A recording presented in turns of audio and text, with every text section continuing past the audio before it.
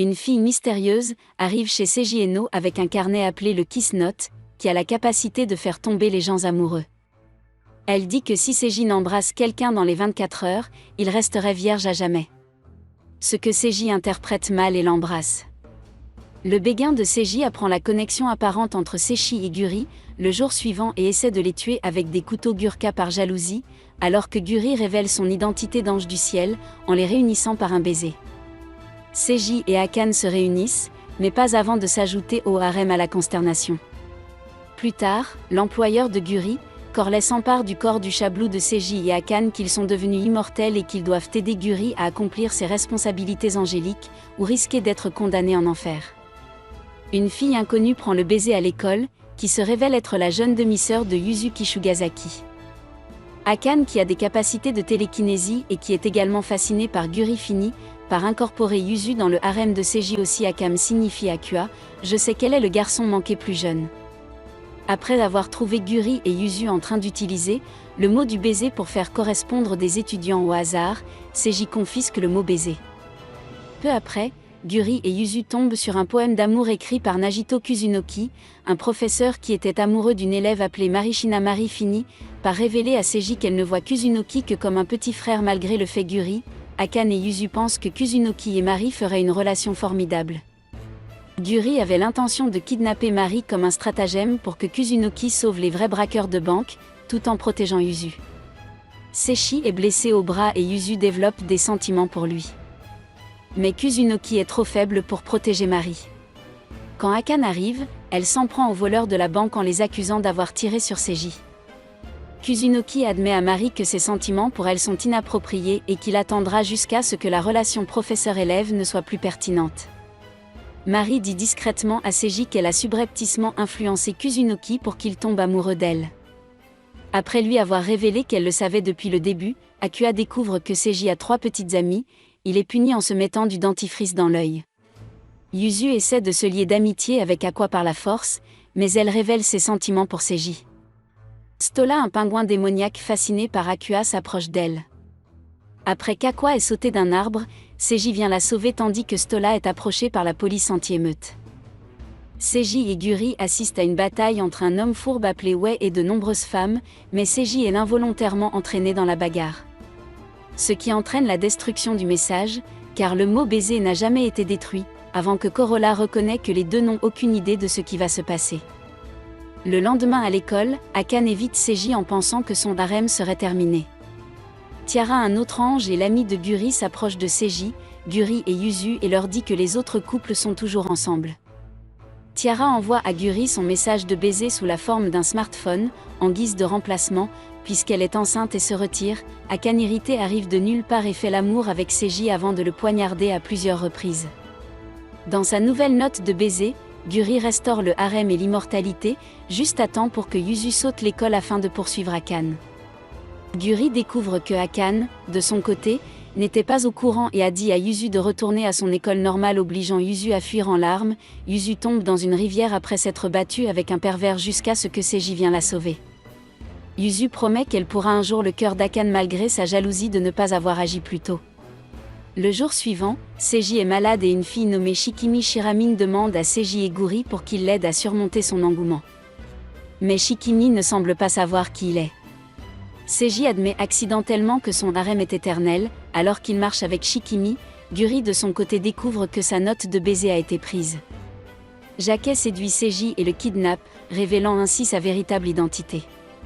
Celle d'une vicieuse psychopathe aux cheveux roses, elle peut être avec Seiji après avoir révélé la lettre de baiser volée, afin d'apprendre comment Guri donne l'immortalité. Guri mentionne Shikimi à Akane et Yuzu, ce qui fait enrager Akane et effraie Yuzu.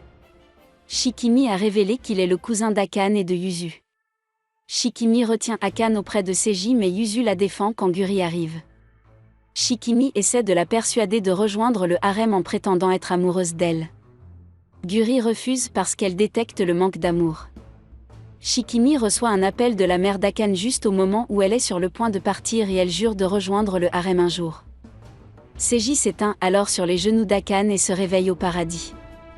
Au paradis, il rencontre Coralie qui l'emmène à rendre visite à Kami, le dieu actuel et le père de Guri. Le père de Guri, un type maladroit qui traîne avec Tiara et Coralie.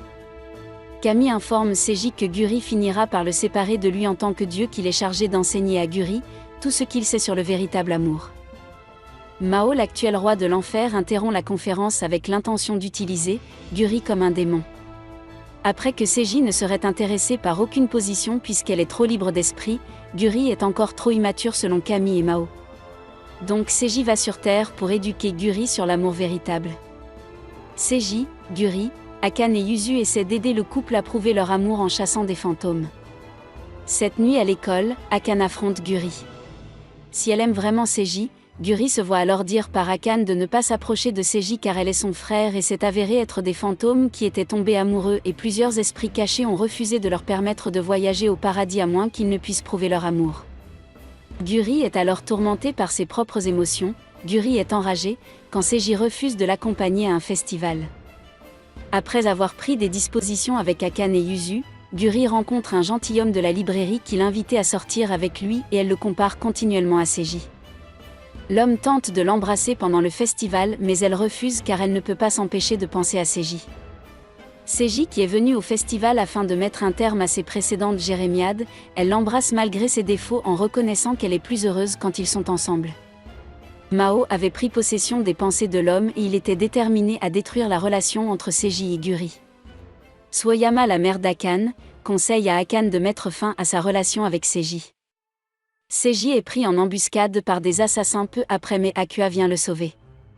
Pendant que Yuzu est ravie de s'être liée d'amitié avec Guri qui reconnaît le frère invisible de Yuzu qu'elle a depuis son enfance quand Akane a été emprisonné, elle se rappelle avoir rencontré Seiji pour la première fois et d'être tombée amoureuse de lui.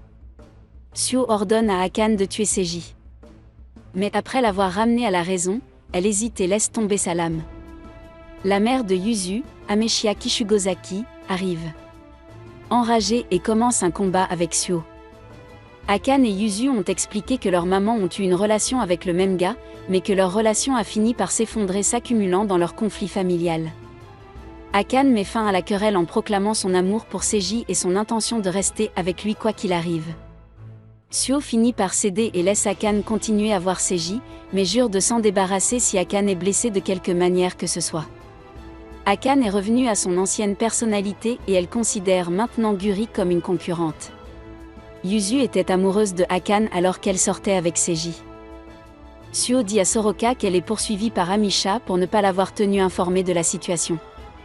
À l'extérieur de l'école, Guri et Akane se disputent à propos de Seiji et Akane finit par aller avec lui à l'intérieur en laissant Guri. Derrière, Seiji et Akane entendent en classe que Shikimi est un élève officiel de leur école et que Suo et Amisha ont tous deux demandé à Shikimi de garder un œil sur Seiji. Seiji et Akane veulent s'embrasser devant Shikimi pour démontrer leur réussite conjugale à condition qu'Akane et Guri s'entendent bien. Il est d'accord avec le festival culturel de Shikimi. Akane et Guri prévoient de monter une pièce de théâtre avec Shikimi, Akane et Guri jouant les rôles de chevalier de la princesse et son rival en amour. Yuzu embrasse Seiji dans l'escalier. Après s'être assurée qu'elle ne ressent rien malgré ses émotions mitigées contradictoires. Yuzu arrive en retard lors de la dispute entre Guri et Akane dans le spectacle et avoue avoir embrassé Seiji pour apaiser ses émotions. Yuzu est pardonnée par Akane qui lui dit de prendre tout son temps dont elle a besoin. Quand Akane embrasse Guri, la pièce se termine bien en répondant à l'exigence de Seiji. Yuzu dit qu'elle n'aime pas Seiji mais qu'elle ne le méprise plus. Après la représentation, Shikimi ajoute que si Akane et Yuzu se rapprochent de Seiji, Guri sera laissé pour compte.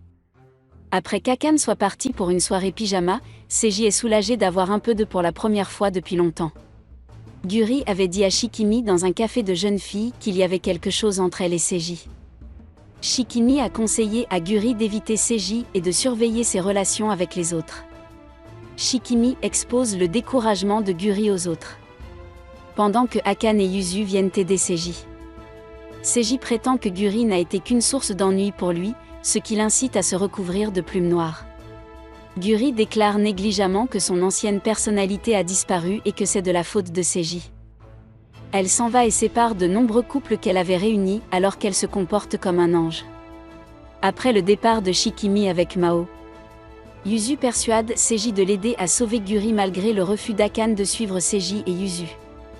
Coralie transporte Seiji et Yuzu au paradis où Camille leur conseille de se rendre en enfer et de retrouver Guri. Pendant ce temps, Guri refuse de devenir le prochain diable forçant Mao à se retirer.